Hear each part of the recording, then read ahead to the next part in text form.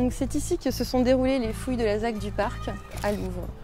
On a essentiellement découvert près de 300 sépultures de l'Antiquité tardive, donc du 4e au 5e siècle. Chaque individu dans une sépulture individuelle. Et autour du cercueil, on déposait des offrandes. On a près de 300 objets en céramique et 70 objets en verre intact, ce qui est exceptionnel sur une fouille. Un site exceptionnel donc par son histoire, mais aussi par son environnement. D'ici peu, les habitants de Louvre pourront traverser ce magnifique parc pour se rendre de la gare au centre-ville. 142 nouveaux logements seront construits.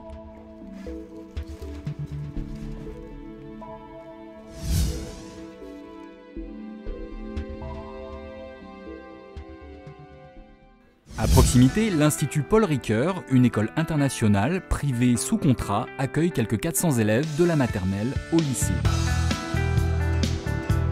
Et dans le château, la communauté de communes Roissy-Porte de France, propriétaire du parc, a aménagé des bureaux pour des services publics.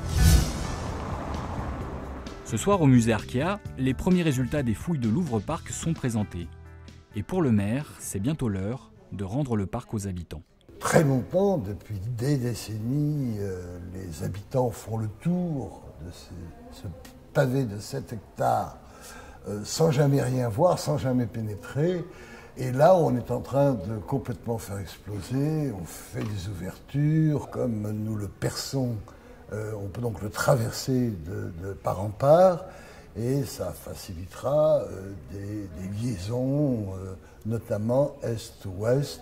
Je suis pressé d'attendre le printemps pour aller m'asseoir sur un de ces bancs à l'intérieur de ce parc et écouter les mamans promenant leurs petits-enfants, voir un peu ce qu'ils racontent. Ça, j'attends ça avec beaucoup d'impatience.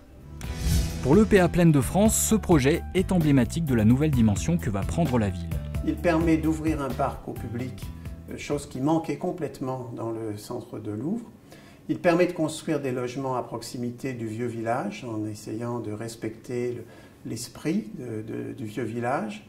Il est en même temps à proximité d'un lycée privé international qui est très important pour le développement social du territoire et pour les jeunes du territoire et l'accès à l'emploi. Et en même temps, il préfigure d'une certaine façon ce qu'on va pouvoir faire dans le quartier, l'écoquartier de Louvre et Puiseux sur lequel nous travaillons par ailleurs.